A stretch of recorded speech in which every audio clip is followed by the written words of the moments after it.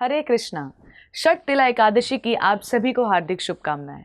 ब्रह्म वैवर्त पुराण में कहा गया है कि उपवास का अर्थ सभी पापों से और इंद्रिय तृप्ति के कार्यों से दूर रहना है। निश्चित ही एकादशी व्रत के पालन से धर्म अर्थ काम मोक्ष इनकी प्राप्ति तो होती ही है, पर उसके साथ पंचम पुरुषार्थ भगवत भक्ति अर्थात कृष्ण प्रेम भी प्राप्त होता है, जो जीवन का सर्वोच्च लक्ष्य है। इसलिए प्रत्येक व्यक्ति को भगवान की प्रसन्नता हेतु इस व्रत का पालन अवश्य करना चाहिए। आज मैं माघ मास के कृष्ण पक्ष में आने वाली षटतिला एकादशी के विषय में बताऊंगी। भविष्योत्तर पुराण में भगवान श्री कृष्ण और युधिष्ठिर महाराज के संवाद में षटतिला एकादशी के महात्म्य का वर्णन आता है। युधिष्ठिर महाराज ने पूछा, हे जगन्नाथ, हे कृष्ण, हे आदिदेव, हे जगतपते, माघ मास के कृष्ण पक्ष में कौन सी एकादशी आती है, उसे किस प्रकार करना चाहिए, उसका फल क्या होता है? हे महाप्रज्ञ, कृपया इस विषय में आप कुछ कहिए।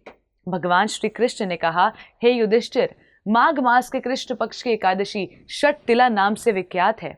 सभी पापों को हरण करने वाली एकादशी कथा मुनि श्रेष्ठ पुलत्स्य ने दालभ्य को कही थी। दालभ्य ने पूछा, हे मुनिवर्य, मृत्यु लोक में रहने वाला हर एक जीव पाप कर्म में रत है, उनके नरक यातना से बचने के लिए कौन सा उपाय है? कृपया आप कथन करें। पुलत्स्य मुनि कहने लगे, हे महाभाग, आपने अच्छी बात पूछी है। माघ मास में मनुष्य को स्नान करके इंद्रियों को संयम में रखकर काम, क्रोध, अहंकार, लोभ और निंदा का त्याग करना चाहिए। माघ मास में आद्रा मूल नक्षत्र आते ही कृष्ण पक्ष की एकादशी का व्रत धारण करें। स्नान से पवित्र होकर शुद्ध भाव से श्री विष्णु की पूजा करें। अपराध क्षमा के लिए श्री कृष्ण नाम का उच्चारण करें। जागरण करें।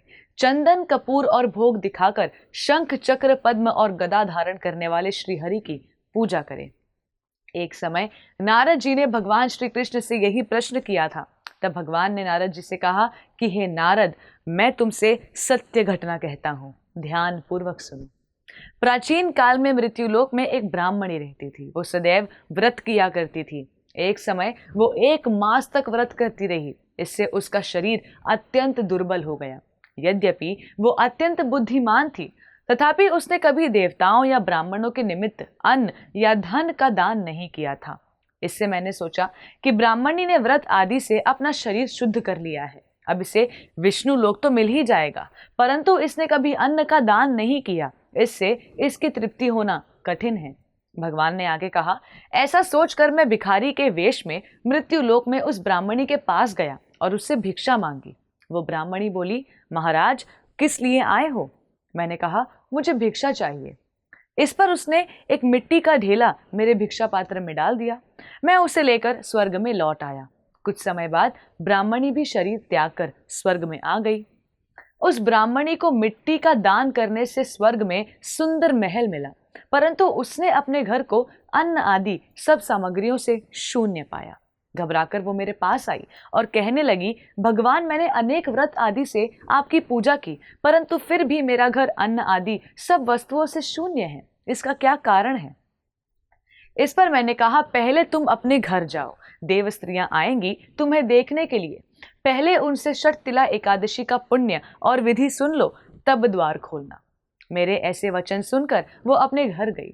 जब देव स्त्रियां आईं और द्वार खोलने को कहा तो ब्राह्मणी बोली, आप मुझे देखने आई हैं तो षटतिला एकादशी का महात्म्य मुझसे कहो। उनमें से एक देव स्त्री कहने लगी, मैं कहती हूँ। जब ब्राह्मणी ने षटतिला एकादशी का महात्म्य सुना तब द्वार खोल दिया।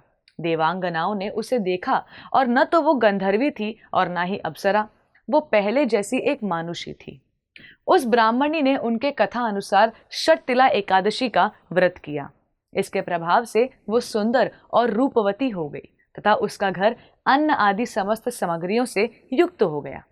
अतः मनुष्य को षटतिला एकादशी का व्रत रखना चाहिए और लोभ न करके तिल आदि का दान करना चाहिए। इससे दुर्भाग्य, दरिद्रता तथा अनेक प्रकार के कष्ट दूर होकर मोक्ष की प्राप्ति होती है।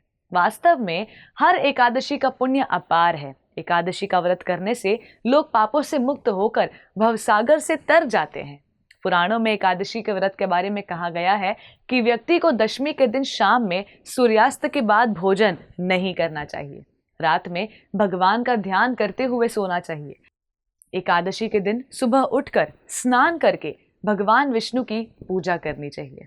पूजा में तुलसी दल, चंदन, गंगा जल व फलों का प्रसाद अर्पित करना चाहिए। व्रत रखने वाले को पूरे दिन पर निंदा, झूठ, छल कपट से बचना चाहिए तथा भगवान के नाम, धाम, लीला की कथा का स्मरण, कीर्तन करना चाहिए। कलयुग के लिए श्रेष्ठ हरे कृष्ण महामंत्र का अधिक से अधिक जप करना चाहिए ताकि इन सभी साधनों को यत्न पूर्वक निभाने से हमारा हृदय व चेतना शुद्ध होकर भगवान श्री कृष्ण की प्रेममय भक्ति के मार्ग पर आगे बढ़ सके। धन्यवाद। हरे कृष्णा। ऐसे ही और भक्तिमय कार्यक्रमों के लिए देखिए हरे कृष्णा टेलीविजन और इसे प्राप्त करने के लिए आप अपने केबल अथवा DTH ऑपरेटर से संपर्क करें तथा और अधिक जानकारी के लिए आज ही डायल करें 7666 839 839।